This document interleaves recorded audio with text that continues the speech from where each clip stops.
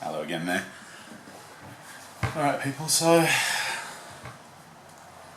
this time I want to do a real quick video about, I guess, the way we shop and where we get our foods from. Now, obviously, you people are going to span the globe, so I'm not going to make assumptions on exactly where you go for food. But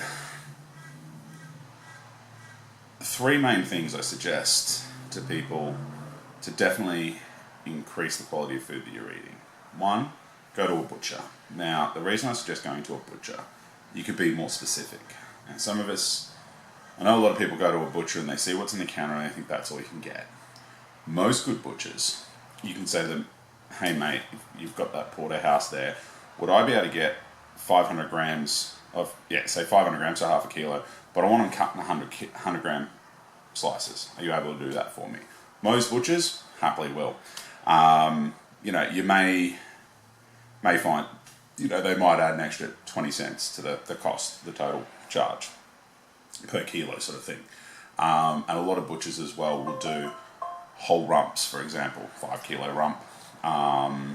You can have them slice it for you, and I guarantee you, you're going to pay more initially because 5 kilos, it might cost you, say, here in Australia, I can pick up whole rumps at say $7.99 a kilo, whereas I pay for pre-sliced rump at a supermarket around about $19 to $20 a kilo. Massive difference there. Most butchers will slice it up. You can even say to them, hey guys, cut it in quarters, and then you can use it for whatever you like, whether you cut it into pieces for stews, whether you cut some into steaks, use some for a roast, whatever you choose to do. That's number one.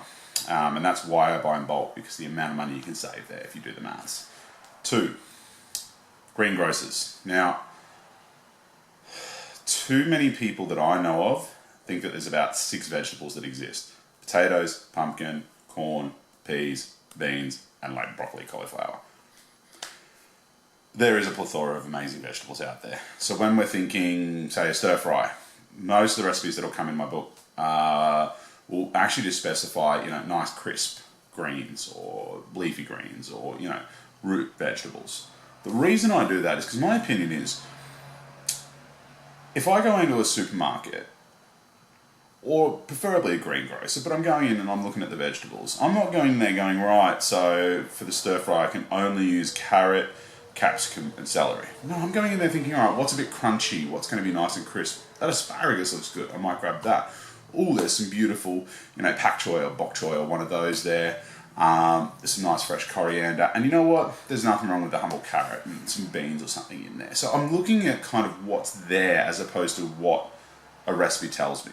Okay, I'm looking at an idea. I want crisp, crunchy, easy to quick cooking vegetables to go into a stir fry.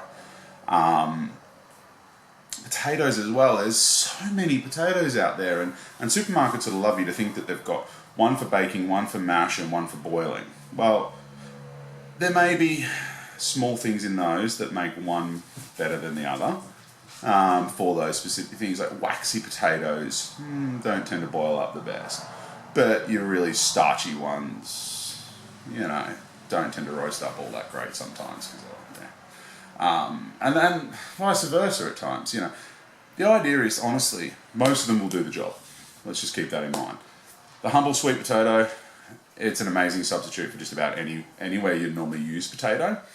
And pumpkin, different types of pumpkin have different results. So if something specifically asks for butternut pumpkin, this is one of the few times I will sort of agree. Butternut pumpkin is really, really quite sweet and caramelized as well and goes nice and sort of brown.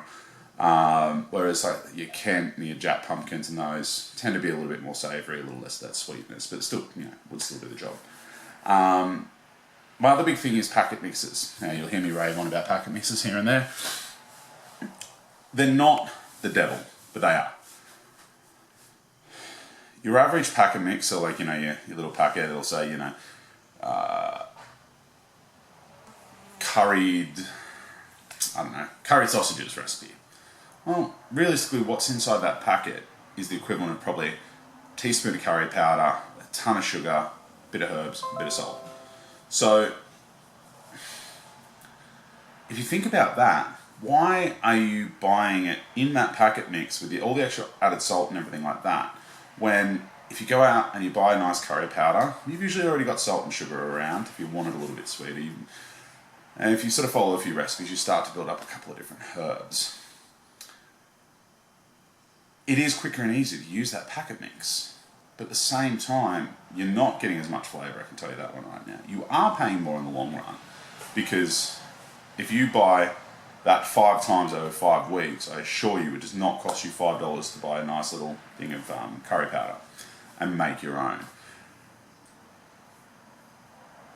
While I say that, there are some exceptions at times, and I fully understand that not everyone wants to build up this massive spice rack. But start to think, when you're looking at these packet mixes, turn them over and have a look at what's in them. Because particularly a lot of the ones, like, you'll see some that are like beef and red wine casserole, right, in a packet. It's still asking you to add onion, most of them. It'll still want you to put a tin of tomatoes in there, water, and all the other ingredients.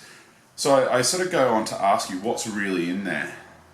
What are you paying that $1.50 for? If you're already adding tomato, you guys may have seen me make a beef and red wine thing the other night. So there's already tomato in there. You're adding onion, beef, all that other sort of stuff. What's actually in there? It's salt, it's sugar, might be a bit of like red wine flavouring.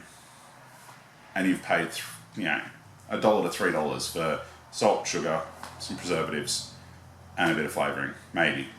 You're already adding most of it. So you think that it's saving you time, but ultimately, 9 times out of 10, it's already getting you to add most of what you need for it. It's just really adding a little bit of seasoning to it, which really, if you start to buy some of these things yourself, you can do at home and dodge all of that extra sugar, salt, etc. All right. I guess it's something for you to think about. I am not a nutritionist. I'm not the god of cooking, but I have honestly found that as I avoided a lot of these packet mixes, my food tastes better. It genuinely does. And better tasting food makes me happier. And at the end of the day, I'm not saving time by using them. Really, I'm not.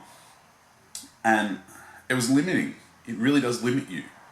Instead of thinking, oh, beef, red wine, I've got some mushrooms over there, I've got this, I've got that. You read the packet and you go, it says add 1 onion, 1 carrot, 500 grams of beef, this, that, and this, stir for 30 minutes, serve on mash. That's the limit. That's what you're making. While that in itself is okay, there's no room there for you to start to learn to move out from that. That's all I guess I'm saying. Alright guys, thanks for tuning in. The book is still in the works, and I'm hoping to get it done sooner rather than later. As I said in the previous video, it is currently being proofed. So I'm going to start taking some photos. There will be a video up on the website tonight, on the Facebook page, hopefully with that lemon chicken. Alright guys, thanks for tuning in. I'll chat to you all later, people. Bye.